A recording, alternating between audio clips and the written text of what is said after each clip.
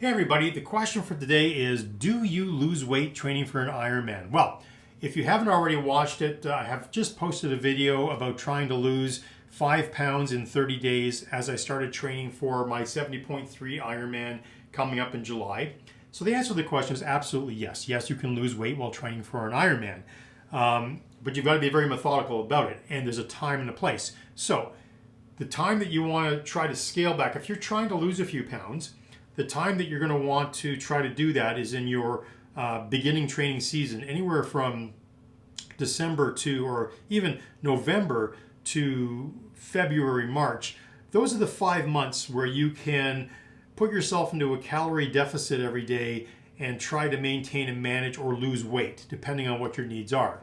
Now, you will, as you're training for an Ironman, part of training for the Ironman is training to fuel your body so that you're consuming enough fuel and calories to maintain and sustain the activity that you're doing.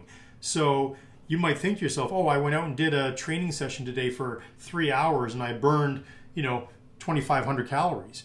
Well, but I also had to eat calories to sustain that level of training throughout the course of that training session. So, and then I had to have a certain type of protein, calorically dense recovery drink after that workout. So you're going to find that when you're not training for an Ironman, your body's probably going to burn about 2,200 calories a day just living.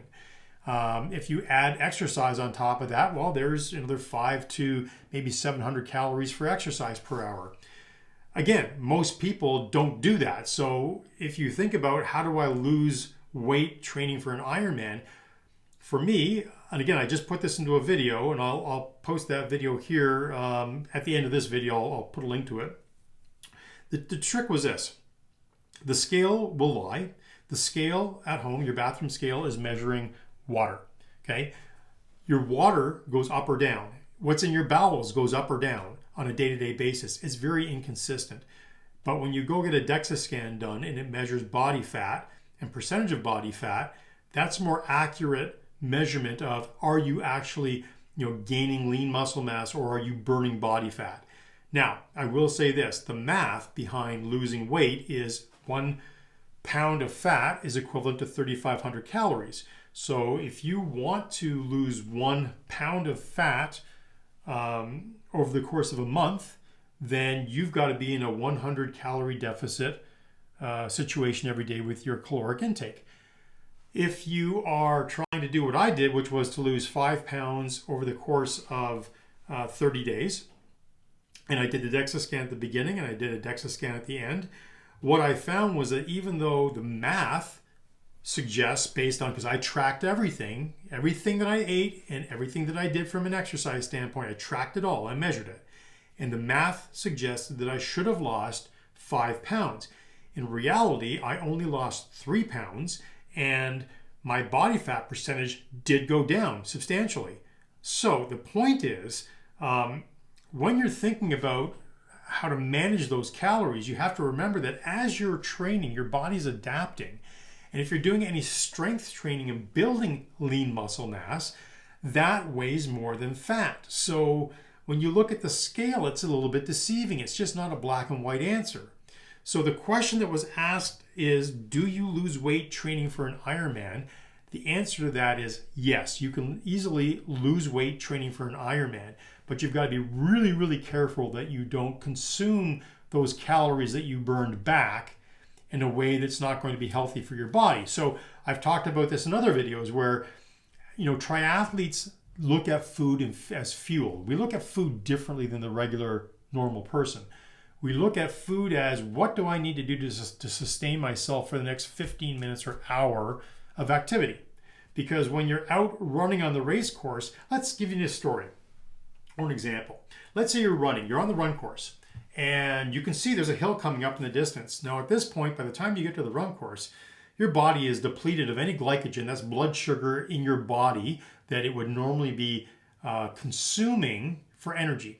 So now it's got two choices. I'm either going to cannibalize the lean muscle mass or the stored fat. Well, the math suggests, the science suggests that your body will turn to, at an elevated heart rate where you would be in the run, your body's going to turn to consuming lean muscle mass before it will consume fat for fuel. It's just an easier thing for it to do unless there's another alternative. And that's why you'll see athletes having things like gels on the course, right? Why do we run with a gel?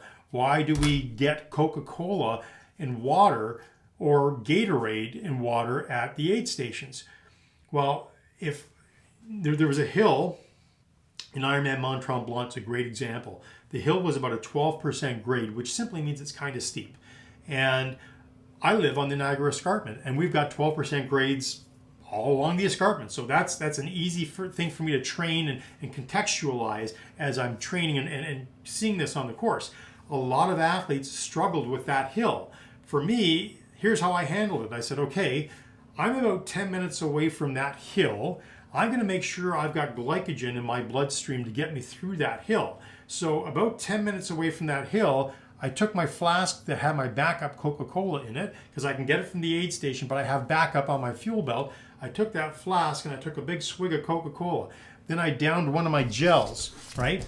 Now I finished that off with a bit of water.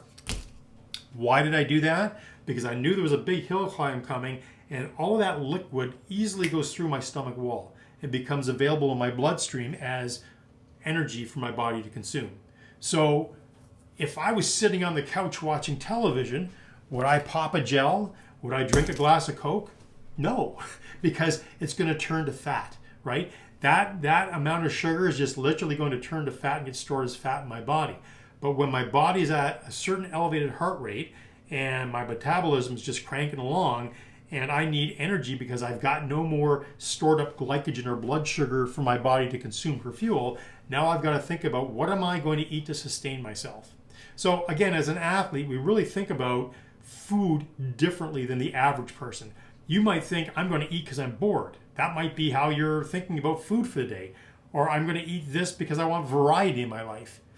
I look at it as, okay, I need 30% of that plate's got to be a lean protein. 30%'s got to be vegetables that are going to be nutritionally dense. And I need another 30% that's going to be some sort of a carbohydrate that's going to give me energy, which is rice or a pasta, but typically rice. And these are things that if you eat in excess, they can be problematic too. So you've got to think about, how much am I eating? How many calories is 500 calories? What does that look like? And how often do I eat that while I'm just living my normal life? Or, how many calories a day am I going to consume as I'm training as an athlete? All these considerations come into play. Suffice it to say is that the answer to the question was, do you lose weight while you're training for an Ironman? Well, yes, you can. You're going to lose less weight as you get to race day, because you're going to be doing higher volume training sessions, and you're going to have to sustain that energy on an ongoing basis. And it just will be kind of impossible to be in a 500 calorie deficit every single day. It just will be. Your body won't be getting the nutrition it needs to sustain the activity that you're trying to put it through. But in the off season, when you can do some cross training and play with your weight a little bit, that's the best time to try to do any kind of significant weight management. And I just proved that in 30 days I lost 3 pounds, gained some lean muscle mass, and lost percentage body fat across my trunk. So absolutely it's possible. You just have to be smart about it and think about it. And if you've got questions, again, I've got a video that's going to pop up either here or here at the end. I'll link to that because I think it's going to be really super informative, and I show you some of the math that I used to follow in the study that I did to get the results that I got. So yeah, hopefully that answers that question. If you enjoyed this video, please give me a thumbs up. If you have any questions for me, please drop those in the comments. If you are not subscribed already and you're a beginner triathlete, this is the place for you. I'm not here to necessarily coach you. I'm here to inspire you, to help you have a very successful, sustainable career as a triathlete, so that you can be the main influencer of the people around you to show everybody else in your life what is possible when you set a goal for yourself and put your mind to it and assume the identity of that type of person every day. And you end up being, hopefully, like me, with a smile on your face at 58, feeling like $1 million. And that is, at the end of the day, what we're trying to do here. So thank you for watching. And I will have actually a guest coach coming up this week on a YouTube Live that I'm going to be doing. So if this is coming out before or after that video, check it out on my channel. It sure will be a good video.